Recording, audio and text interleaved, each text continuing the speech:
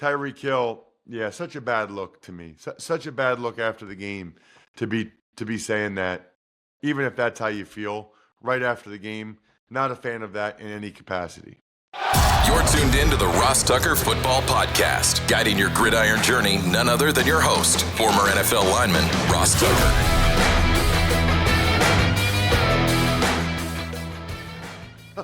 Oh, yeah, it is. But it's not just any Ross Tucker Football Podcast. This is a Monster Monday presented by DraftKings. DraftKings, the crown is yours. I'm Ross Tucker, former NFL offensive lineman, 5 teams, 7 years. Most of you know that. Those of you watching us on the DK Network or youtube.com/Ross Tucker NFL can see the helmets for the different teams. Other people, if you're just listening on audio, you either don't need to care or you can Google it if you do care.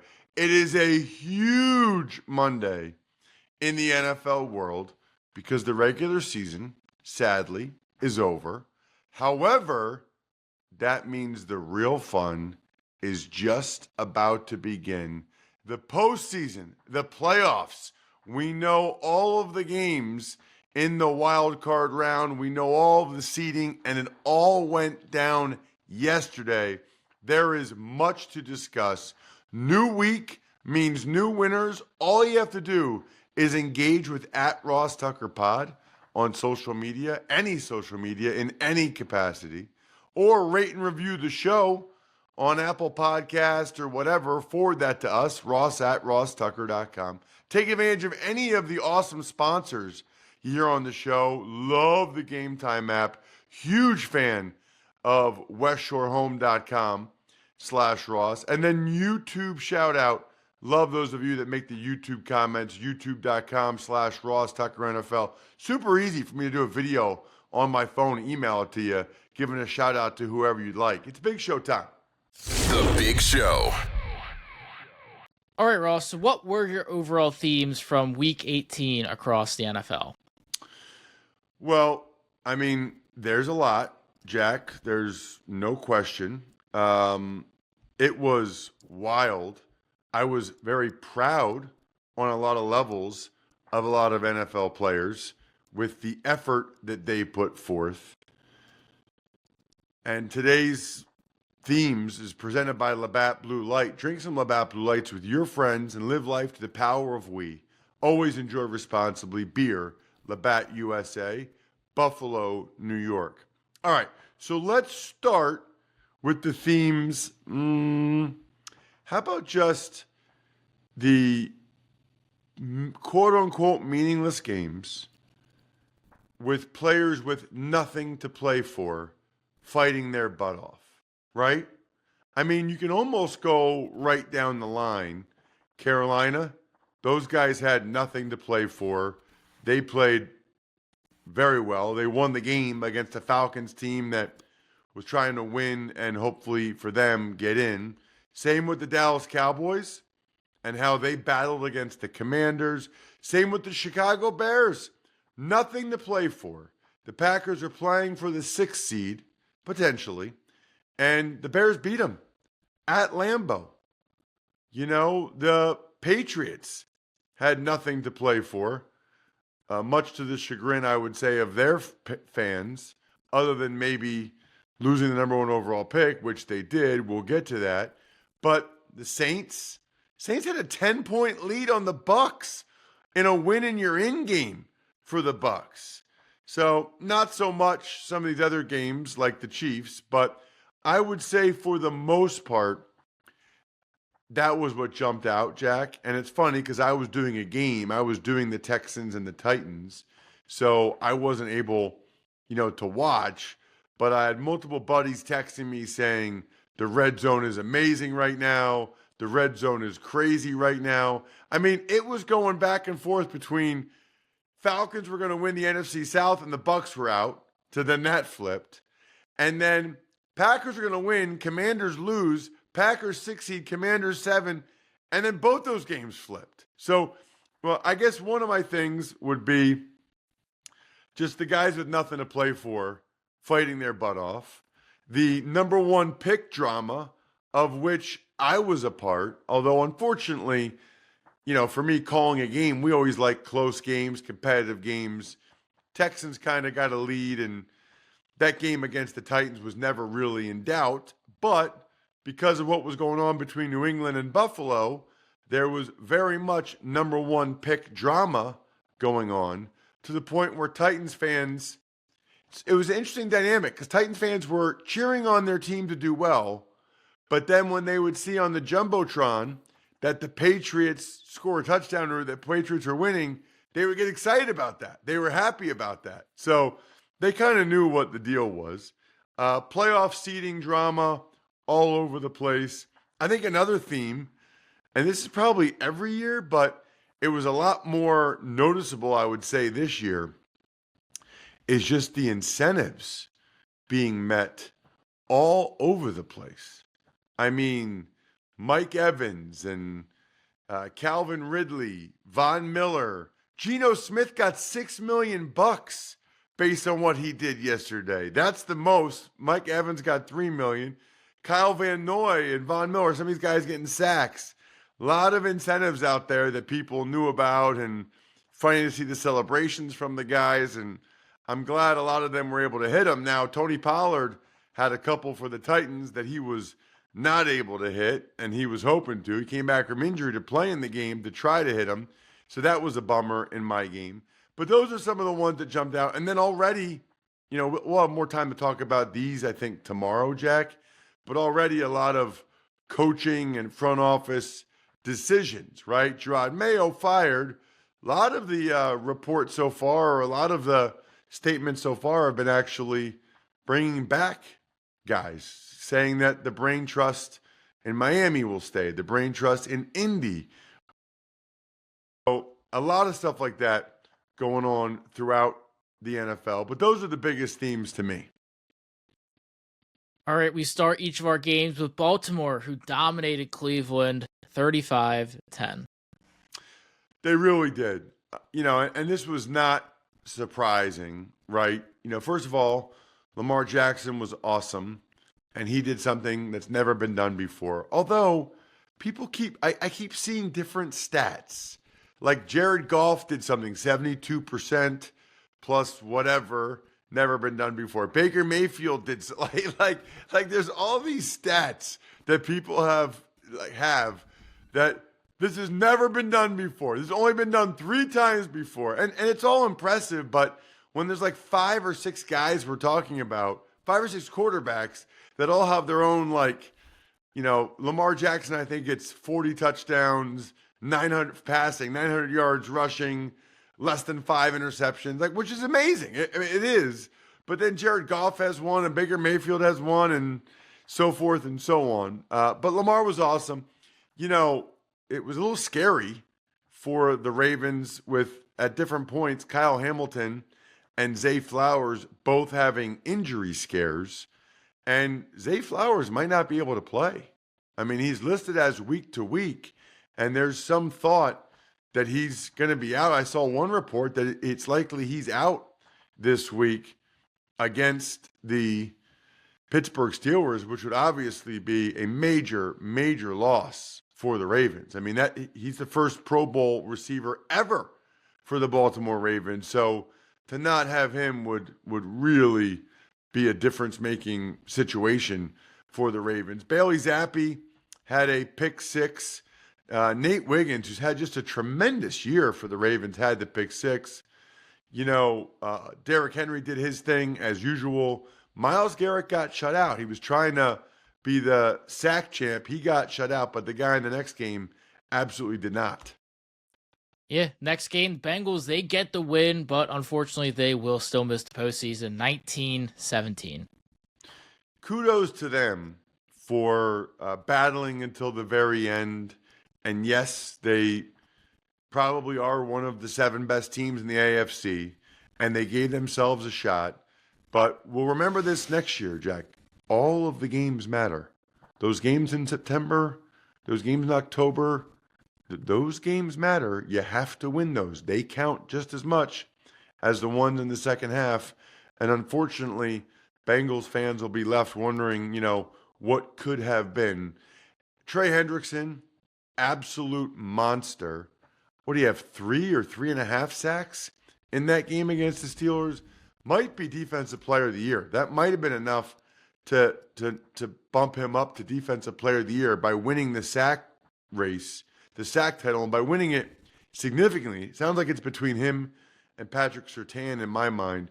Cam Hayward and the Steelers defense, they kind of kept Pittsburgh in it, but Joe Burrow did enough through the air, getting the ball to Triple Crown threat Jamar Chase, and the Steelers were just totally inept for the most part offensively, especially late in the game. I mean, that was ugly late in the game. Russell Wilson struggled. George Pickens was probably the biggest reason why the Steelers lost was their inexplicable final drive, and also George Pickens having maybe the worst game of his career. One of the best games of the weekend, Carolina, they got done overtime in a 44-38 shootout against Falcons. Yeah, that was wild. Bryce Young is incredible, and the owner, David Tepper, said after the game he feels like they have their guy moving forward, which is huge if you're Carolina and you feel that way. You know, Raheem Morris, to only win 8 games with that roster, that's a bad look. I mean, Arthur Smith was out here winning 7 games without a quarterback, with worse players. Raheem Morris, again, did not want to go for the win when they tied it late. And glad he tied it. And again, he lost by a touchdown in overtime. Yeah, I would say especially, I guess you're going on the coin toss there, that 50%, rather than the 50% you control a little bit more, which is being on offense. Michael Penix Jr. did some really positive things. I love how he gets Drake London involved. That's what you feel good about if you're a Falcons fan, is I think Penix Jr., you'd feel good about him coming back next year. Bijan Robinson had a huge game as well. Falcons didn't punt once and still lost the game. All right, so Jack, I will be at not 1 but 2 playoff games this weekend, including the Steelers at the Ravens. I'll be on the sideline for Westwood One. I'm looking at the Game Time app right now. You can get some amazing seats for like $500, but you can get in for $162. What I love about Game Time is the Game Time picks, where it basically shows you like the best value, the best deal. Lower sideline, section 150, row 6, all in $404. And what's cool about it is you can see the view, a panoramic view from the seat. You know you're getting the lowest price guarantee, and you can see the all-in pricing. Download the Game Time app, create an account, and use code ROSS for $20 off your first purchase. Take the guesswork out of buying tickets with Game Time. Terms apply. Again, create an account and redeem code ROSS for $20 off. Download Game Time today. Last minute tickets, lowest price guaranteed. Smirnoff knows there's no I in the playoffs. Absolutely not. Football is a we thing. And Smirnoff's the world's #1 vodka and an official vodka partner of the NFL. So many opportunities still here in January to watch football and make delicious Smirnoff cocktails. I mean, just think about the college football playoff Thursday, Friday, then the NFL playoffs Saturday, Sunday, Monday, going to be incredible. This holiday season, when you're enjoying the game and your cocktails, please make sure to drink responsibly. Take a minute, make a plan, never drive impaired. Smirnoff, we do game days. Please drink responsibly. Smirnoff number 21 vodka, distilled from grain, 40% alcohol by volume. The Smirnoff Company, New York. Please not share with anyone under legal drinking age. Playoff season is here, and the only thing better than game day predictions are the foods that come with them. Introducing Tums Fantasy Foodball Pool, brought to you by Tums, America's #1 antacid brand, and DraftKings. Each week leading up to the big game, turn football into foodball by building your best game day plate for a shot at winning a share of $40,000 in cash prizes. Inspired by game day bites and tailgate treats. Join the Tums foodball action during this playoff season's most heartburn-inducing time. Visit DraftKings.com/Tums foodball between January 6th and February 9th to enter for free and select your game day plate before the start of each playoff round. Age and eligibility restrictions apply. Void where prohibited. See terms at DraftKings.com/Tums foodball. When you feel the heat of the game, don't let heartburn keep you on the sidelines. Try Tums Chewy Bites. with a tasty outer shell and soft center for fast relief of heartburn, acid indigestion, and upset stomach. Check out Tums Gummy Bites featuring a soft and easy-to-chew format for fast relief of occasional heartburn, acid indigestion, sour stomach, and upset stomach. Both available at Amazon, Target, and other major retailers nationwide. And for more heartburn relief fun, be sure to follow Tums at Tums Official on Instagram and TikTok. Washington, they're getting the 6th seed with a 23-19 victory. Marcus Mariota, how about it? What a weird situation. You know, the Commanders can't do anything in the first half, and then they're like, you know what? We'll just sit Jaden Daniels in the second half, which they did, and then Mariota ends up leading them down for the game-winning touchdown drive to end the game. Marcus Mariota, of all people, and Dan Quinn goes for the win rather than the tie with whatever it was, 5 seconds left, 6 seconds left. Mariota had a long run on the drive. Then he throws it to McLaurin. Big difference, feels like to me, between that 6 and 7 seed. Dan Quinn was pretty clear about that. Trey Lance started for the Cowboys. He was up in town. They just settled for too many field goals, which was a theme for a lot of these teams. Green Bay, they dealt with some key injuries in a 24-22 game against the Bears. Christian Watson injury was a non-contact injury. Their explosive receiver, that certainly did not look good. Jordan Love, according to Pro Football Doc on social media, which is sportsinjurycentral.com or sixscore.com for short, he said Jordan Love just kind of banged his funny bone and should be fine for next week. But the Packers were exercising an abundance of caution. The Bears, they came to play, man. You know what? They were fighting for a rivalry win. Even after McManus kicked the go-ahead field goal late, Caleb Williams takes them down for the Cairo Santos game-winning field goal. And the other thing about that game, the Bears had that incredibly cool punt return touchdown. That was awesome. I love ingenuity and fun, smart things like that. Indy gets to 8-9 with a 26-23 overtime victory.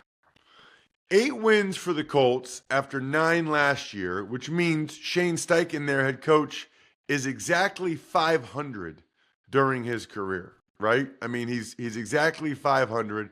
That was a nice bounce back for the Colts after that loss to the Giants that was horrific.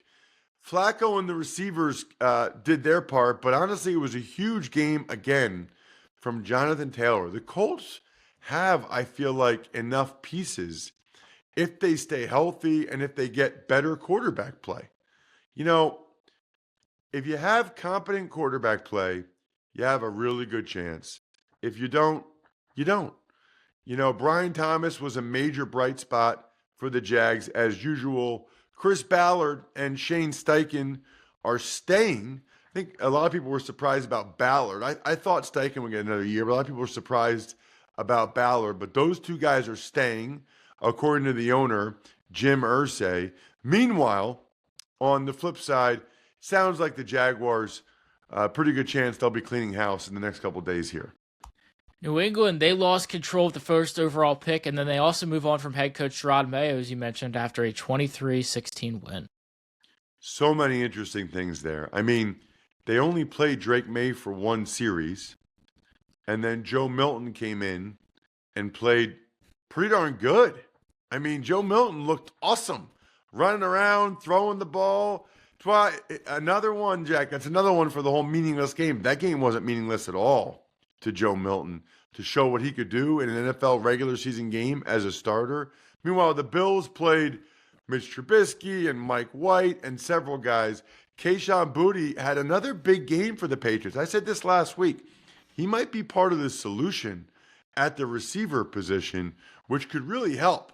You know, if they have the tight ends, they have Boutte and Demario Douglas, then maybe they just need one more, you know, like a number one receiver. But Boutte might be a number 2 at this point. Patriots lose the number 1 pick, fall to number 4. That is a sizable difference in terms of the value of that. Which, by the way, side note, this is what happens when, or part of what happens when the head coach has a pretty good idea, he's getting fired. You know, there was a bunch of rumors before the game.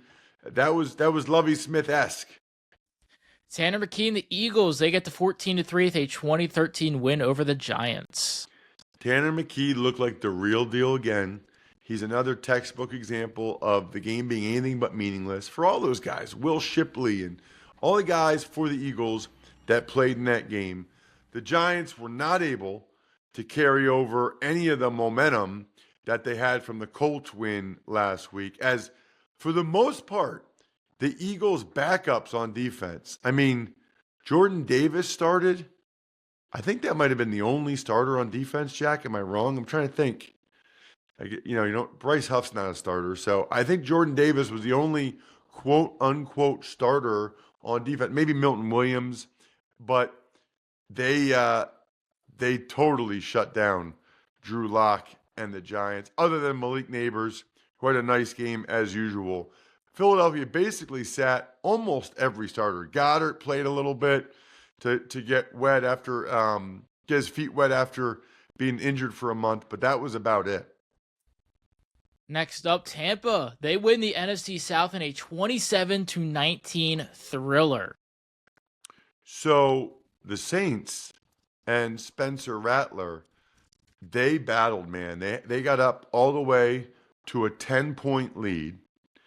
But then Baker Mayfield, are you kidding me? I've said this before. I'll say it again. He is incredibly fun to watch. He carried the Bucs on his back. He ran all over the place. Baker was running all over the place. He made the insane throw to Jalen McMillan for the go-ahead touchdown.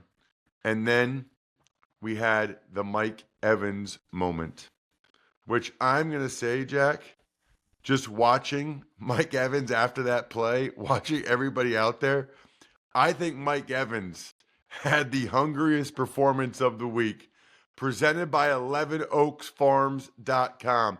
They've got the genuine Wagyu beef, the Angus beef, the heritage breed pork, the free-range chicken. It's all locally raised, but it's also available nationwide online right here in central Pennsylvania. You can shop it in person at the farm store in Newville or go to 11oaksfarms.com. You want some meat for the playoffs? It's 11oaksfarms.com. That was probably the coolest incentive accomplishment I've ever seen for Mike Evans. I mean, the game was already won. They could have just taken a knee, but Mike Evans wanted the $3 million. But I think more than the $3 million, I think he really wanted the 1,000 yards and tying Jerry Rice and everything that went along with getting the 1,000 yards for Mike Evans. He deserves it, and it was so awesome to see how much it meant to all of his teammates, how much it meant to all the fans. It says a lot. My buddy Kyle Brandt calls Mike Evans the greatest Buccaneer ever, and he might just be that. Move forward to Houston. They get the double-digit wins, and the Titans will clinch the first overall pick after a 23-14 Texans win. So, you're not going to say it, Jack? Well, no. You chastised me last. Are you talking about the Oilers or making fun of how I call every game a game you might know a thing or two about? I thought that was like going to be your routine. Here's a game you might know a thing or two about. You bullied it out of me, Ross. You bullied it out of me. It's done. All right, listen. Fantastic start for C.J. Stroud, Joe Mixon, Nico Collins on the opening drive. Then after that, they were kind of done, right? The defense was good throughout, led by Derek Barnett. Had a gigantic day. Dameon Pierce is kind of awesome for the Texans. They need to give him a little bit more run. Davis Mills, I thought, looked like a very competent quarterback, while Will Levis and Mason Rudolph really did not. But the Titans did get the number 1 overall pick, which, of course, gives their fans some hope, which is what they need right about now. Cards dominate the Niners 47-24. Kyler Murray went crazy in his best game of the year. The Cardinals doubled their season win total from last year. Should not go without notice. Niners moved the ball, but mistakes, right? Moody, that they drafted in the 3rd round, that was a terrible pick. He missed another field goal. Jawan Jennings gets ejected. Trey McBride finished his great season for the Cardinals in stellar fashion yet again. Broncos clinch playoff berth with a 38-0 shutout. Bo Nix was flawless with 18 straight completions as the Broncos carved up the Chiefs defense that was basically sitting everybody. Broncos are in the playoffs for the first time since Peyton Manning won Super Bowl 50. Cortland Sutton had a nice day, and the Chiefs offensively couldn't do anything. Carson Wentz, Aludicun, that was disappointing. That was a game where a lot of people were watching, a lot of people, were hoping that there was some level of drama there. There was not. Rams lose at home to Seattle to end their regular season, 30-25. Geno Smith performed well and got that extra $6 million. The Seahawks, to finish year one under Mike McDonald 10-7, that is impressive. Jimmy G did some good things. Other than the early interception, Blake Corum, broken forearm, not good for the Rams. What happens if, I know Rivers can play, but what happens if something happens to Kyron Williams? Both kickers were crushing it. Leonard Williams, 2 more sacks. Still not happy he didn't make the Pro Bowl. Chargers beat the Raiders 34-20. Aiden O'Connell was kind of up and down again, but he was able to get Brock Bowers enough that Bowers was able to keep the rookie catch mark for the season over Malik Neighbors. Herbert used his legs quite a bit in the game, had that long run, and then he got Quentin Johnston to have a career day, which the Chargers could really use. No Rashawn Slater was interesting for the Chargers. I think they're probably just resting him, but then they had to move Alt from right to left, Pipkins from right guard to right tackle, Jamari Salyer at right guard. So something to monitor is Slater with that game coming up this weekend against the Houston Texans. Aaron Rodgers stars his potential final game, and Tyreek Hill says he wants out of Miami, 32-20 Jets. Yeah, those are pretty much my 2 notes from the game. Aaron Rodgers had his best game as a Jet in the last game. I've said it before. I'll say it again. I have a lot of respect for Aaron Rodgers playing out this season. I did not think that was going to happen. He did it, and he played well at the end. Might have been just enough to convince some team to bring him in as their quarterback next year. Meanwhile, Tyreek Hill, such a bad look to me. Such a bad look after the game to be saying that, even if that's how you feel right after the game. Not a fan of that in any capacity. And the Lions, they clinched the 1 seed with a 31-9 victory. That was surprising. Not that the Lions won the game, but the manner in which they dominated, I was certainly not expecting that. The first half was very competitive, and I think the Vikings on some level lost in the first half because they kept settling for field goals or going for it on 4th down and not getting it, whereas the Lions were better in the red zone, better on 4th down, and much better in the second half. Jahmyr Gibbs totally took over. It's almost like without Montgomery, giving him more touches is a positive in the fact that he's so explosive. But the story of the night was the Lions defense. My guy Alex Anzalone and the crew all over Darnold. Vikings couldn't do anything. Huge win for the Lions. I think we're done here. Thanks for tuning in to the Ross Tucker Football Podcast. Make sure to also check out Even Money, Fantasy Feast, and College Draft, all on the DraftKings Network, YouTube, or subscribe to the podcast on your favorite platform. Shout out myfrontpagestory.com. We're about a month out from Valentine's Day. Get way ahead of it, fellas. myfrontpagestory.com. myfrontpagestory.com, backofficescheduler.com, humanheadnyc.com, Sporticulture, Pizza Boy Brewing.